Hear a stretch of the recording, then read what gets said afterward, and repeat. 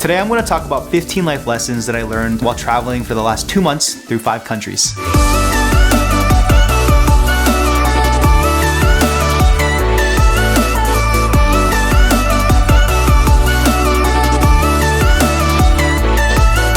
What's up, y'all? If we haven't met before, my name's Peter, and I'm a former investment banker at Goldman Sachs turned content creator. Just traveling for 2 months, I had these mini epiphanies hit me. They were pretty helpful for me, so I'm hoping they can help you with your travels and life. The first lesson that I learned was to speak their language first. That goes a long way, I think, while you're traveling and in life and communication in general. There's that saying, if you want to be understood, try to understand them first. El nombre es Moisés.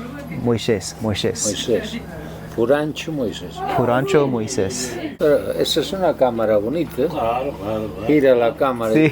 Ay, qué cómoda. Cuidado. Qué cómoda.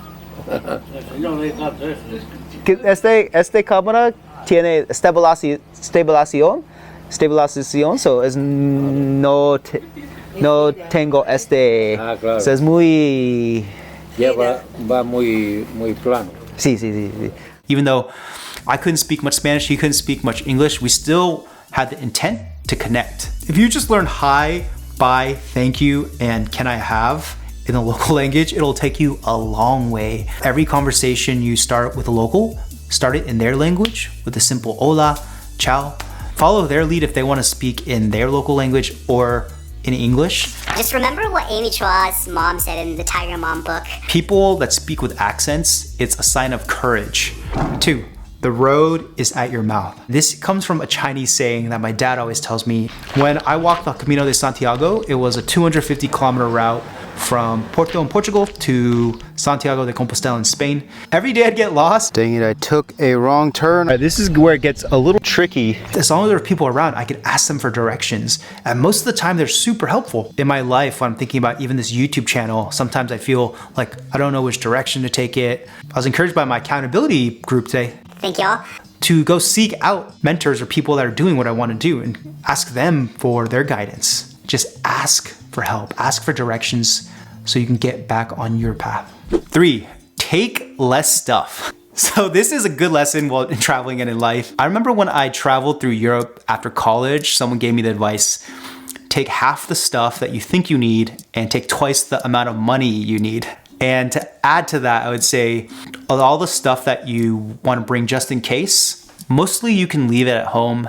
And if you do end up needing it, you can buy it on the road. Before the Camino de Santiago, I was thinking about bringing this gimbal with my mirrorless camera.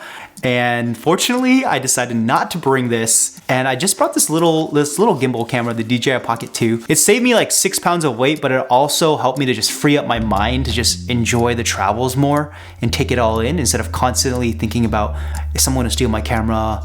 How do I keep it all charged? When you're traveling, less is more.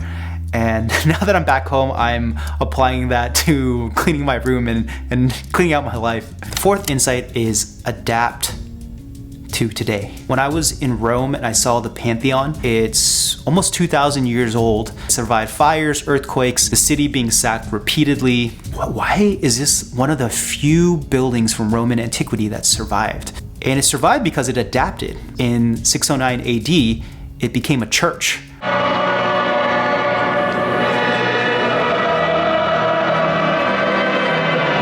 When the milieu changed from Roman gods to Christianity, it adapted and it was able to survive. And in modern times, now it's a tourist attraction.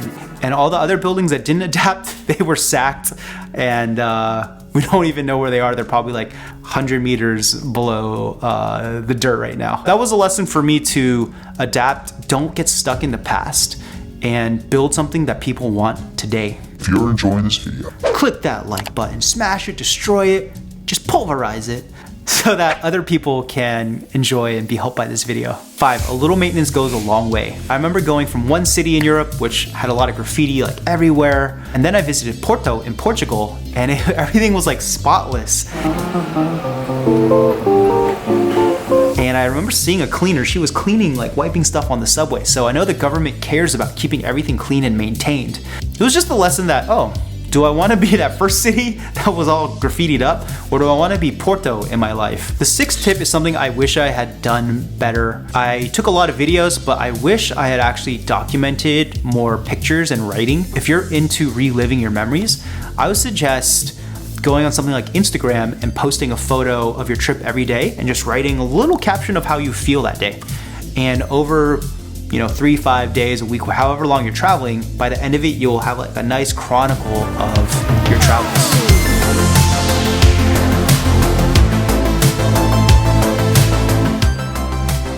I've always wanted to come to Abbey Road. I think that's like the top thing. One of the best albums ever. Iconic album cover. Abbey Road.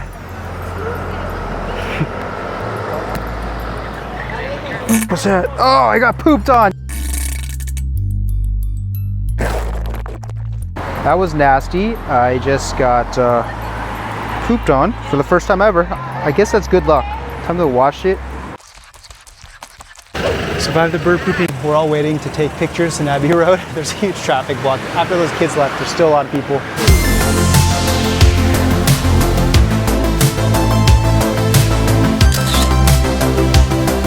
Poop happens, you accept it, you adjust, and then you also turn it into like a more fun part of your story. And tip number 8, relax and enjoy life. It took me a while to learn. It took me getting COVID to learn. On the spectrum of travel, I look at it as there's one, you can just relax and completely just do nothing and chill. Other spectrum is like adventure, super hardcore, intense, see everything, do everything. I'm usually more on the super intense side. In the middle of my Camino hike. Today I felt maybe just a tiny bit, but my throat is sore. So let's just test this. It's cool. I set the timer for 15 minutes. I'm really hoping that I don't have COVID, so that, because if I do, I'm gonna have to quarantine and stop the Camino. Because I don't want to give it to other people. And if I don't, then keep having a good time, baby. This is not good. 12 minutes left, so hopefully that line goes away. I ended up getting COVID. It actually was one of the best things that happened to me on the trip, because for the first time, maybe in my life, I've taken a true vacation where I was expected to do nothing.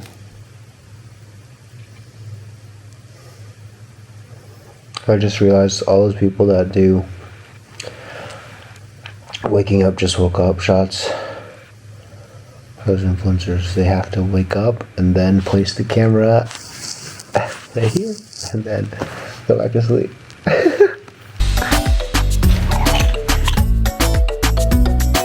Oh my gosh.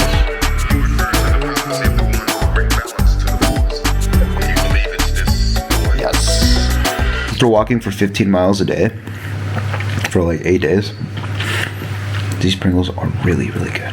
We're all gonna end up at the same point B, so why not enjoy every step of the way?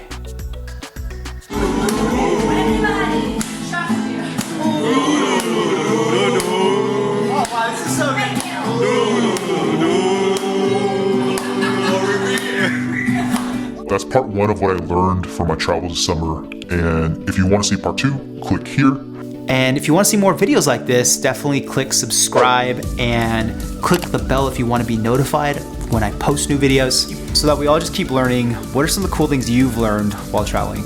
If you've got anything that might help other people, let us know in the comments. All right, if you've gotten to this point of the video, I hope you're well. Just want to leave you with this.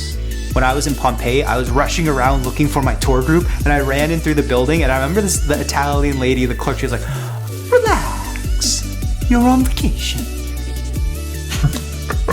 All right, see you in part 2.